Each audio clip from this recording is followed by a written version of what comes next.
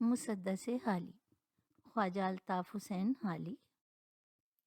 مسدس حالی کا پس منظر مغلیہ سلطنت کا زوال اور 1857 کا انقلاب ہے۔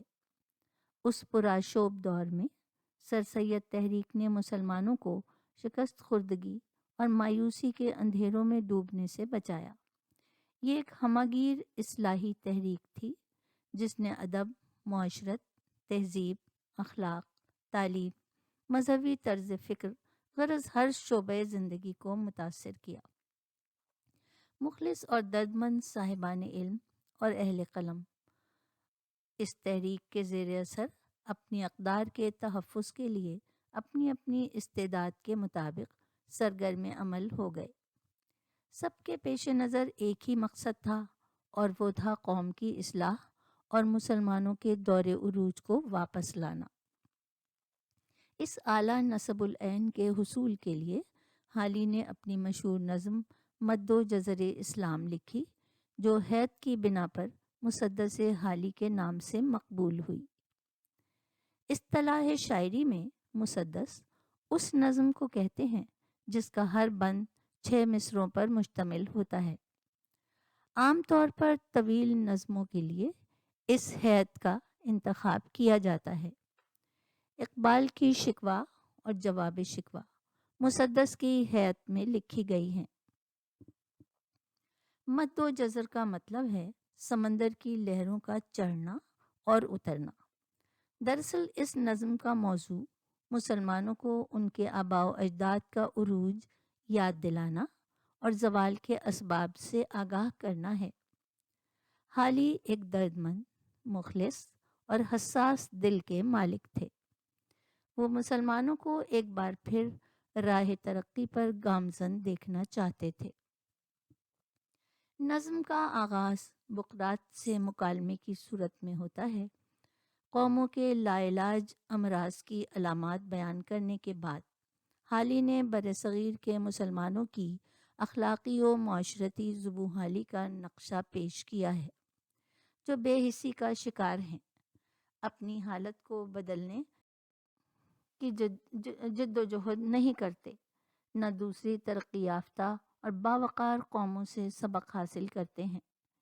یوں لگتا ہے کہ انہوں نے اپنے تنزل پر قناعت کر لی ہے۔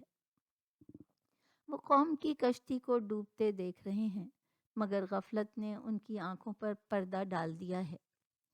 کنارہ ہے دور اور طوفاں بپا ہے، گماں ہے یہ ہر دم کہ اب ڈوبتا ہے۔ نہیں لیتے کروٹ مگر اہل کشتی، پڑے سوتے ہیں بے خبر اہل کشتی۔ اس بے حسی کی تصویر دکھانے کے بعد حالی قبل از اسلام کے دور جاہلیت کا ذکر کرتے ہیں، جب اخلاقی و معاشرتی برائیوں نے جزیرہ نمائے عرب کو ایسا ظلمت کدہ بنا دیا تھا کہ خالق سے رشتہ ٹوٹ چکا تھا اور انسانی اقدار دم توڑ چکی تھی۔ کہیں تھا مویشی چرانے پہ جھگڑا، کہیں پہلے گھوڑا بڑھانے پہ جھگڑا، لبے جو کہیں آنے جانے پہ جھگڑا، کہیں پانی پینے پلانے پہ جھگڑا۔ بدعمالیوں اور عیش و عشرت نے آنکھوں پر ایسا پردہ ڈالا تھا کہ نیک و بد کی تمیز ختم ہو گئی تھی۔ جھوٹی آن بان اور غیرت کے بوسیدہ معیار قائم رکھنے کی خاطر معصوم بیٹیوں کو زندہ درگور کر دیا جاتا تھا۔ حالی کا تمثیلی انداز نہایت مہارت سے اس معاشرے کی صفاکی کا نقشہ قاری کی نگاہوں کے سامنے لے آتا ہے۔ جو ہوتی تھی پیدا کسی گھر میں دختر، تو خوف شماتت سے بے رحم مادر، پھرے دیکھتی جب تھی شوہر کے تیور، کہیں زندہ گاڑ آتی تھی اس کو جا کر۔ غرض یہ کہ جب ظلمت و جہالت اپنی انتہا کو پہنچ گئی تو وہ گھڑی آ پہنچی جس کی خاطر کائنات کی تخلیق ہوئی تھی۔ یکایک ہوئی غیرت حق کو حرکت، بڑھا جانب بو قبیس ابر رحمت، وہ رحمت مجسم جس کی آمد کی نوید ہر مذہب کے پیشوا نے دی تھی، صحرائے عرب میں جلوہ گر ہوا۔ ایک امی لقب کی تعلیمات نے گمراہ انسانوں کے کردار و عمل میں بے مثال انقلاب برپا کر دیا۔ تہذیب و تمدن اور علم و فن کی دنیا میں ان کے نقش قدم پر چل کر اقوام عالم نے ترقی کی منازل طے کی۔ مشرق و مغرب نے ان سے جہاں بانی کے اصول سیکھے، خانگی اور معاشرتی زندگی کے معیار متعین کیے۔ حالی نے مسلمانوں کے عروج کا تذکرہ کرنے کے بعد بتایا ہے کہ وہ جس پیغام کو لے کر دنیا پر چھا گئے تھے، جب اس کو بھلا بیٹھے تو اللہ کی رحمت کا سایہ سر سے اٹھ گیا۔ رب سے رشتہ توڑ کر دنیا کو مقصد سمجھ لیا تو دنیا میں رسوا ہو گئے۔ حالی نے برصغیر کے مسلمانوں کو تاریخ کے اس باب سے سبق لینے کی نصیحت کی ہے کہ اپنی خامیوں کی اصلاح کرو اور اپنی حالت بدلنے کے لیے اٹھ کھڑے ہو۔ خدا ان کی مدد کرتا ہے جو اپنی مدد آپ کرتے ہیں۔ حالی کی یہ پرشکو نظم اس صنف شاعری کا شاہکار ہے۔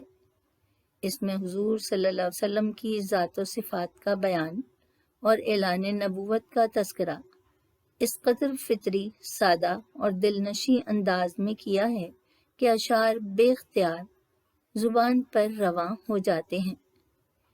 اسی لیے اس نظم نے اپنے دور میں بے پناہ مقبولیت حاصل کی۔ بچے اور بڑے اسے ذوق و شوق سے یاد کر کے محفلوں میں سناتے تھے۔ شاعری پر بھی اس مسدس نے انمٹ نقوش چھوڑے۔ نظم کا اسلوب اس کے موضوع کی مناسبت سے دلنشیں، پرخلوص اور پرشکوہ ہے۔ اس کا تمثیلی انداز اس دور کی مکمل تصویر نگاہوں کے سامنے لے آتا ہے اور عبرت و نصیحت کا پہلو خود بخود نمایاں ہوتا ہے۔ یہ نظم سر سید احمد خاں کی فرمائش پر لکھی گئی اور انہوں نے اس کے بارے میں فرمایا کہ جب روز قیامت خدا مجھ سے پوچھے گا کہ دنیا سے ہمارے لیے کیا لائے ہو، تو میں عرض کروں گا کہ حالی سے مسدس لکھوا لایا ہوں۔